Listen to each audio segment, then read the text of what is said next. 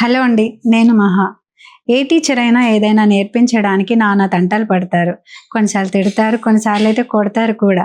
కానీ ఈవిడ మాత్రం పేపర్స్ ఇచ్చి, క్రేయాన్స్ ఇచ్చి బొమ్మలేయండి అంటుంది. వాళ్ళ ఆలోచనలు, సమాధానాలు బొమ్మల్లో వెతుక్కుంటుంది. ఒక్కోసారి ఆవిడ చెప్పే మాటలు వింటే పిల్లల గురించి వాళ్ళని సరిగా అర్థం చేసుకునే తెలివితేటలు మనకే లేవేమో అనిపిస్తుంది. మనం మాట్లాడుతున్నాం ప్రముఖ visual art educator, skills trainer, teacher, actress, CEO of Infame visual arts Shrimati Geetha Bhaskar Dasyam. తన ఫస్ట్ పాడ్కాస్ట్ షో గీతాయనం.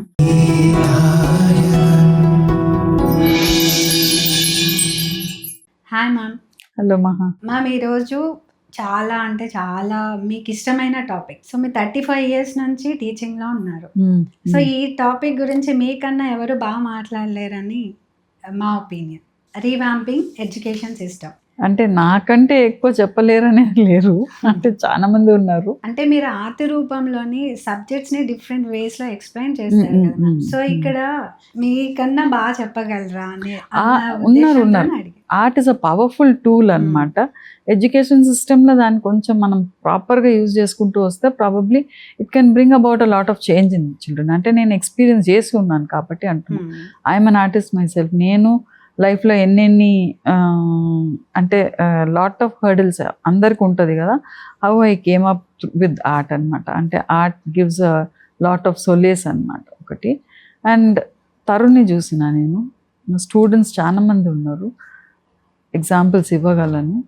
సో అట్లా నేను why not I take it to the future generation. వాళ్ళకు కొంచెం నా ఎక్స్పీరియన్సెస్ తోటి if I can do something through art. ఎందుకంటే నేను art almost more than 3 decades been in the teaching అనమాట. And life skills trainer also. So దాన్ని రెండు కలిపి సబ్జెక్ట్స్ని ఎట్లయినా లింక్ చేయవచ్చు ఆర్ట్ ద్వారా. లింక్ చేసి వాళ్ళకి we can teach them a lot. Ma'am, మీ స్కూల్స్లో, కాలేజెస్లో బెస్ట్ మెమరీ ఏంటి మ్యామ్? స్కూల్స్లో, కాలేజెస్లో అంటే నాకు పర్టికులర్గా ఏం లేదు. I'm happy that I took to art అనమాట. ఆర్ట్ అంటే నేను స్కూల్లో వచ్చి నాకు science teacher was very very instrumental అనమాట. ఆమె వచ్చి నన్ను బోర్డు మీద డ్రాయింగ్ వేసేసి తర్వాత తను ఎక్స్ప్లెయిన్ చేసేదనమాట. నేను వేసేది ఆమె రాకముందే బోర్డు మీద డ్రాయింగ్ వేసేసి she would explain everything. Especially కొన్ని టాపిక్స్ అనమాట, కొన్ని కష్టమైన టాపిక్స్ అవన్నీ షీ వుడ్ ఎక్స్ప్లెయిన్. అండ్ తర్వాత ఇంగ్లీష్ టీచర్, తను కూడా she was a very great influence అనమాట. పోయిటరీకి మనం సమ్మరీ రాస్తాం కదా, 2 సార్లు రాయమంటది. Don't repeat adjective and adverbs అనేది. 2వ సారి రాసినప్పుడు సేమ్ అడ్వర్బ్ అడ్జెక్టివ్ యూజ్ చేయవద్దు అనేది. అంటే adjective and adverbs actually beautify the language అనమాట. వేరే ఏది మార్చలేము మనం, అవి మాత్రం మార్చవచ్చు. I can say beautiful dupatta, I can say blue dupatta, I can say ఫ్లోయి dupatta. So it's different, you can use it. Dupatta dupatta అంతే కదా. సో అట్లా షీ వుడ్ టెల్ అనమాట. ఇంకొక ఇంగ్లీష్ టీచర్ ఉండేది, తను వచ్చి suddenly she will tell, give us a topic అనమాట, రాయండి అని అంటుంది. అంటే ఫ్లవర్ మేకింగో, ఫ్లవర్ అరేంజ్మెంటో, లేకపోతే కేక్ మిక్సింగో, లేకపోతే కాఫీ మేకింగ్ అనేసి.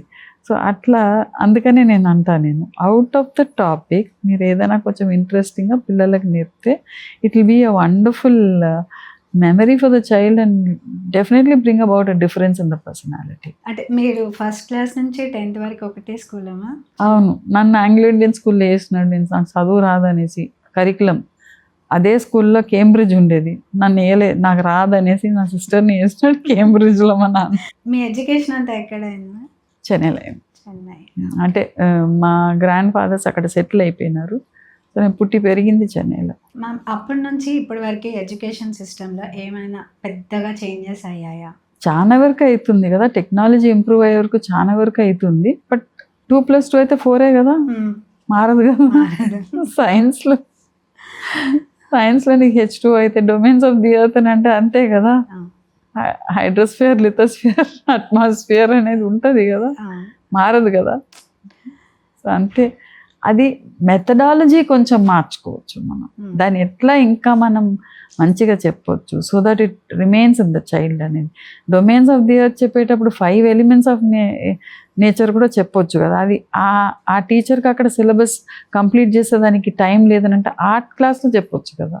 ఈ రోజుల్లో పిల్లల్లో జీవితంలో ప్రాక్టికల్గా అప్లై చేయగలిగే స్కిల్స్ స్కూల్లో ఎందుకు నేర్పించట్లేదు? అంటే ఒక దగ్గర నేను థియేటర్ గ్రూప్ వచ్చి థియేటర్ అట్మాస్ఫియర్ పోయి ఆ టికెట్ బుక్ చేసుకొని పోయేది అవన్నీ నేను చూసినాను అనమాట. అట్లా యాజ్ యూ సెడ్ ఇటువంటిదంతా లైఫ్ స్కిల్స్ మాత్రం చాలా వరకు ఏదైనా ప్రోగ్రామ్ లాగా పెట్టి వాళ్ళకి నేర్పితే ఇట్ ఈస్ గుడ్ అనమాట. మీకేమన్నా చైల్డ్హుడ్లో అంటే అడిషనల్ కోర్సెస్ ఉండేవమ్మా? మాకు ఒకటి ఫస్ట్ థింగ్ మాకు పొద్దున్న ఇప్పుడు స్టార్ట్ కాగానే మ్యాథ్స్ క్లాస్ ఉంటుంది మీకంతా. మాకైతే మారల్ సైన్స్ ఉండేది. మారల్ సైన్స్ తోటి కొంచెం స్టోరీస్ ఉండేది, ఓల్డ్ టైమ్ స్టోరీస్ చెప్పేది. ఇప్పుడు ఎవరు చెప్తలేరు కదా. మొన్న మా థీమ్లో వచ్చి crocodile and the monkey story మీరు మార్చి రాయండి అంటే మ్యామ్ వి డోంట్ నో అంటున్నారు పిల్లలు కొంతమంది.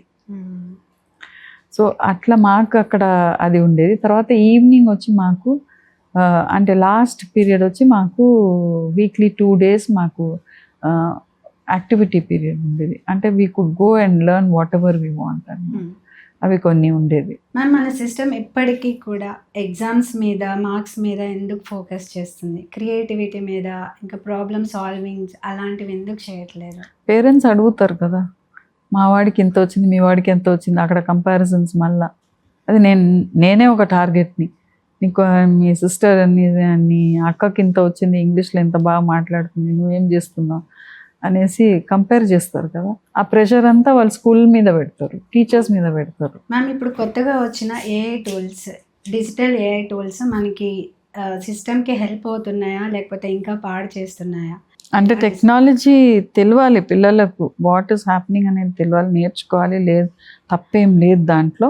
కాకపోతే ప్రతిదీ వాళ్ళు దాంట్లోనే చేయాలి అనేది అది ఇట్ ఈస్ డేంజరస్ అనమాట. అంటే అసెస్మెంట్ కూడా కష్టమవుతుంది. ఏది కరెక్ట్ ఏది అబద్ధం అనేది తెలుస్తలేదు. ఎట్లా అంటే అసలు నేనేదో చెప్పినట్టు నేను మాట్లాడినట్టే అన్నీ ఉంటుంది అనమాట. But you won't, I wouldn't have done that it all. అట్లా వాళ్ళకి పిల్లలకు వచ్చి ఇప్పుడు లెసన్స్ అంతా వాళ్ళు అట్లనే ఇస్తే మ్యామ్ నేను చేసినాను అని అంటే కూడా నమ్మేటట్లేదు. సమ్వేర్ అది ఐ థింక్ నాకు సరిగా అర్థం అవుతలేదు నాకు. ఎందుకంటే they have to draw line somewhere, at least the teachers have to do that. అంటే ఏఐ బేస్డ్ లెర్నింగ్ అన్నది many children are able to learn better అనేసి అంటున్నారు, లేదనేది కాదు. But it can also be dangerous. నాకు తెలిసినంత వరకు ఆర్ట్ ద్వారా we can bring about that change అనమాట. Own thinking, own problem solving methods అవన్నీ మనం ఆర్ట్ ద్వారా కొంతవరకు తీసుకురావచ్చు పిల్లల్లో. టోటలీ ఏఐ మీద డిపెండ్ కాకుండా, టోటలీ టెక్నాలజీ మీద డిపెండ్ కాకుండా they will have their own ideas అనమాట. అసలు టీచర్స్కి ఈ జనరేషన్ ఎలాంటి ట్రైనింగ్ అవసరం? ఇంకా కొంచెం ఎక్కువ చేయాలి అంతే. ఎందుకంటే the future is in their hands. పిల్లలకు 13 years ఇంట్లో కంటే ఎక్కువ వాళ్ళు స్కూల్స్లోనే ఉంటున్నారు. సమ్మర్ హాలిడేస్ వస్తే కూడా వాళ్ళని అటు ఇటు తీసుకొని పోయేది కొంచెమే, కానీ వాళ్ళని ఏదైనా యాక్టివిటీ వేయాలి. ఎందుకంటే వాళ్ళు హైపర్ ఉన్నారు, ఇంట్లో వాళ్ళు పెట్టుకోలేకపోతున్నారు, ఇంట్లో చూసుకోలేకపోతున్నారు ఒకటి. అండ్ ఇంకొకటి వర్కింగ్ పీపుల్, వర్కింగ్ పేరెంట్స్ ఇంట్లో వాళ్ళని మెయింటైన్ చేయలేక వాళ్ళని ఏదో ఒక యాక్టివిటీకి వేస్తున్నారు అన్నమాట. సో మళ్ళీ వాళ్ళ ఇంట్లో నుంచి దూరమే అవుతున్నారు కదా. సో ఇన్స్టిట్యూషన్స్కి చాలా పెద్ద రెస్పాన్సిబిలిటీ కదా. 13 years వాళ్ళు అంత ఉన్నప్పుడు వాళ్ళు they should walk out like books కదా. They have to have lot of knowledge, lot of personality should be developed. అప్పుడు కరెక్ట్ చేయండి, తర్వాత కరెక్ట్ చేయలేము. So teachers have a very great responsibility in doing a little more than their subject. వాళ్ళ subject కంటే కొంచెం ఎక్కువ ఏదైనా పిల్లలకు కనెక్ట్ చేసి లైఫ్ స్కిల్స్ అన్నది ఎక్కడనో ఒక దగ్గర వాళ్ళు కొంచెం చెప్తే మాత్రం it will be wonderful. School time అంటే ఆ పీరియడ్ ఆఫ్ టైం ఎక్కువ కాబట్టి ఆ మెమరీలో ఉండిపోతుంది. కాలేజెస్ అంటే ఆ ఏజ్ అన్నమాట, అది ఉండిపోతాయి అట్లనే. అందుకనే కదా పిల్లలు, చిన్న పిల్లల్ని వచ్చి ఏదైనా చెప్పాలంటే వాళ్ళకి అప్పుడే చెప్పొచ్చు. తర్వాత after that whatever you do will not be so effective. మా పిల్లల్లో ఎగ్జామ్స్ గురించి స్ట్రెస్, ప్రెషర్ తగ్గించడం ఎలా? అంటే పేరెంట్స్ ఇంట్లో నుంచి పంపించేటప్పుడు ధైర్యంగా చెప్పి ఎంత వస్తుందో రాయి పర్వాలేదు అనేసి, వీళ్ళు ఇక్కడ కొంచెం చదువు బాగా రాయి, ఓకేనా, ఓకే మొన్న చేసిన చూడు మిస్టేక్ లాస్ట్ టైం, అట్లా చేయకు అని ఆ ఫియర్ ఇన్స్టిల్ చేస్తే మాత్రం they will not perform well అన్నమాట. బాగా చేస్తావు, అప్పటికంటే ఇంకా బాగా చేస్తావు, మంచిగా చదువుకున్నావు, whatever you learn to go write and come confidently అని ఆ పేరెంట్స్ కూడా చెప్పి పంపాలన్నమాట.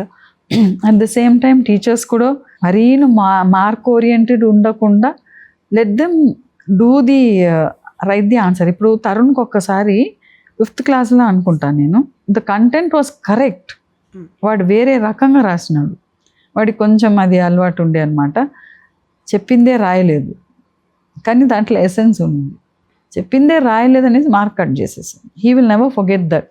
వాడికి ఇంకా గుర్తుంది, నేను మర్చిపోను, ఎందుకంటే ఇంటికి పోగానే మా ఆయనతోటి గొడవ ఉండేది, నువ్వు ఎందుకు అడగలేదు అనేసి. నేను అక్కడ టీచర్ని అనమాట.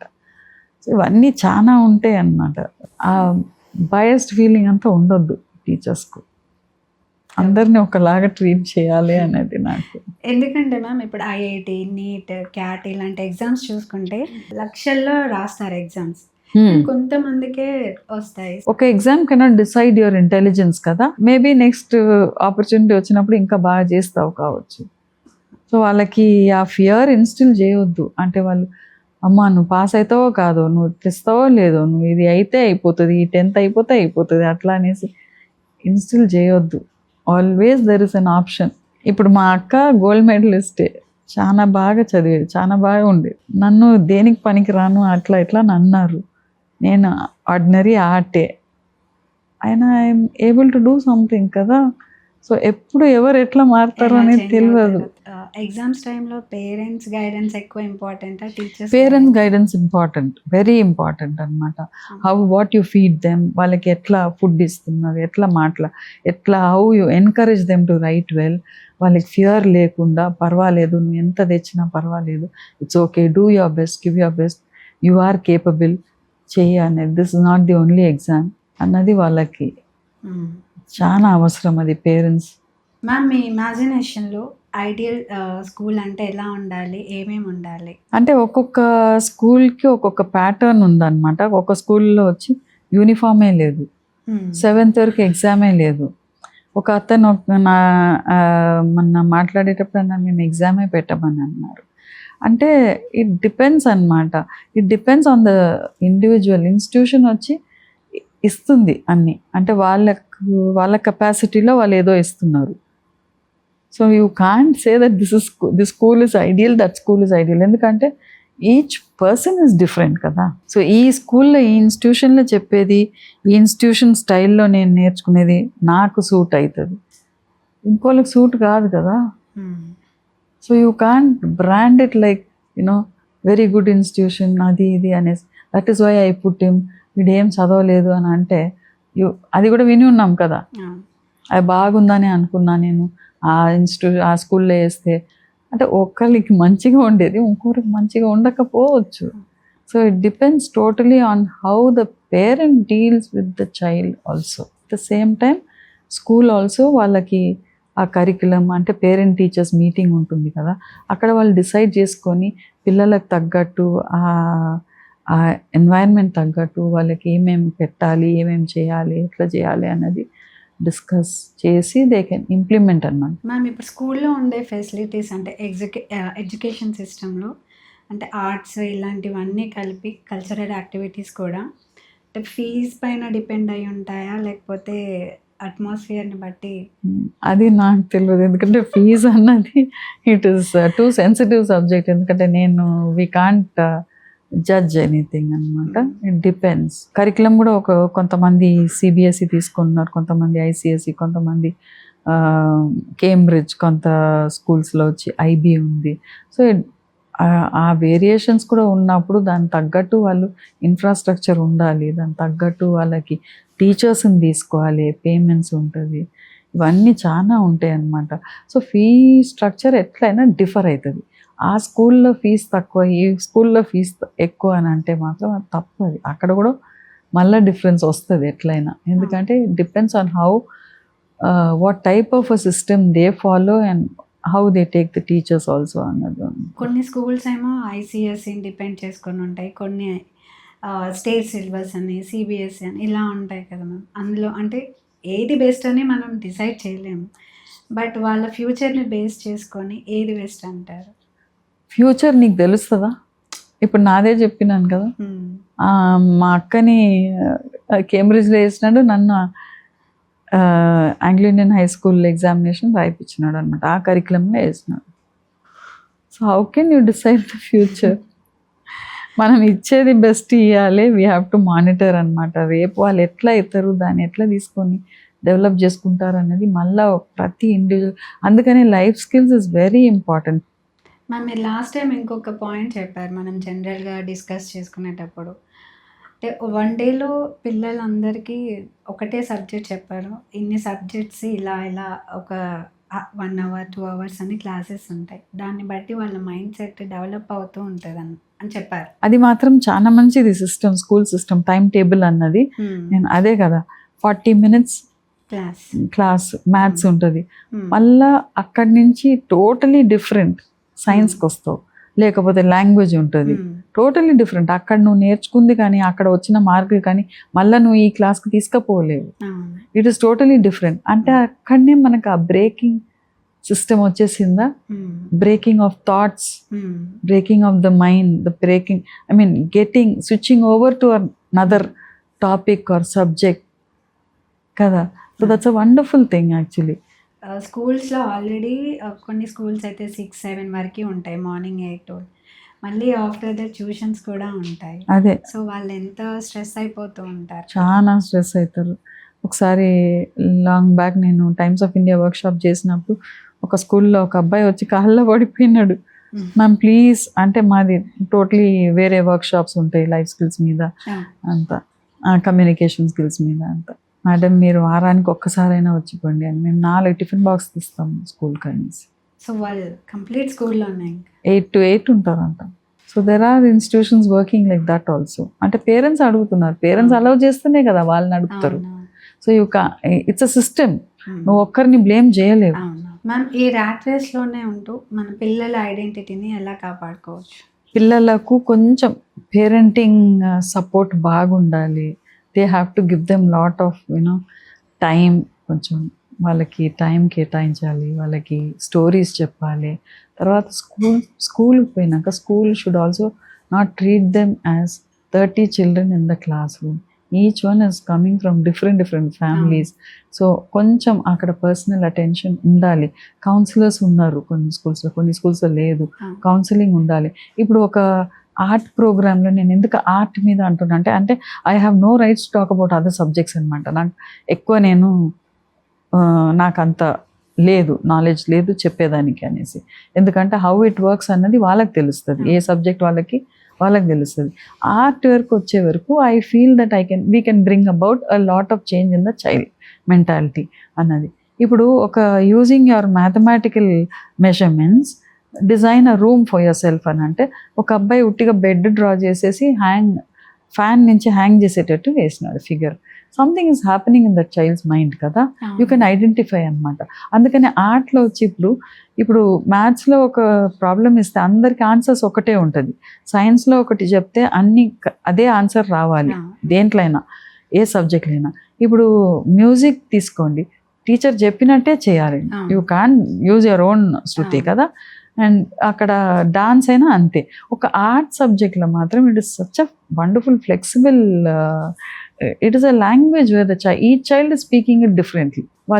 వాళ్ళకి అక్కడ కూడా వాళ్ళకి టిపికల్ బుక్స్ ఇచ్చేసి చూసి చెయ్యి, ఇది చెయ్యి, అది చెయ్యి అని అంటే, ఇప్పుడు కొన్ని స్కూల్స్లో వచ్చి we are following this curriculum, we are following that అని అంటారు. కానీ చేసే వరకు సేమ్ ప్యాటర్న్ ఇస్తారు, అందరూ ఒకటే చేస్తారు అనమాట.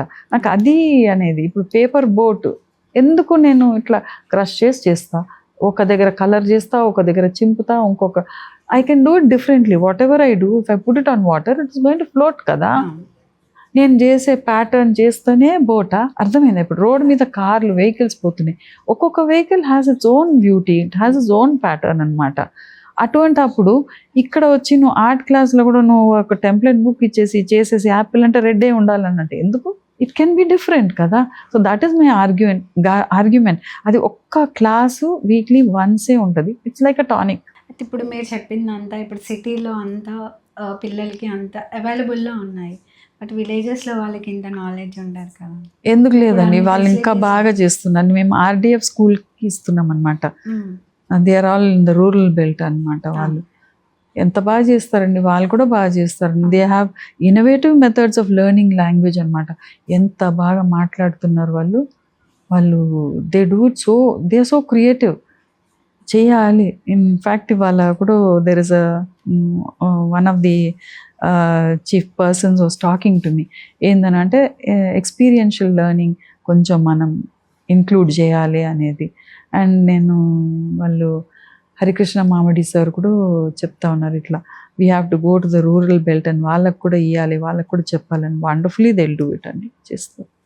Anyone art is wonderful. అంటే ఎవరికి ఇష్టం ఉండదు చెప్పండి. దాన్ని కొంచెం ఛానలైజ్ చేయాలి అంతే. మరి నువ్వు ఇష్టం వచ్చినట్టు గీక్ ఏదైనా చేసుకో అనేది కాకుండా let them do it later on. ఇప్పుడు జాక్సన్ పొలాక్ వచ్చి మొత్తం పెయింట్ ఇట్లా పడేసేదన్నమాట. అండ్ ఈ sold his paintings for millions అనమాట. అది తర్వాత అది. కానీ ఇప్పుడు చిన్నప్పుడు ఫార్మటివ్ ఏజ్లోనే మనం ఆర్ట్ని ఒక డైరెక్షన్లో తీసుకొని పోయి వాళ్ళకి you can teach the many things of life. ఇలాంటి టీచర్ చిన్నప్పుడే దొరుకుంటే నేను వేరేలా ఉండేదాన్ని.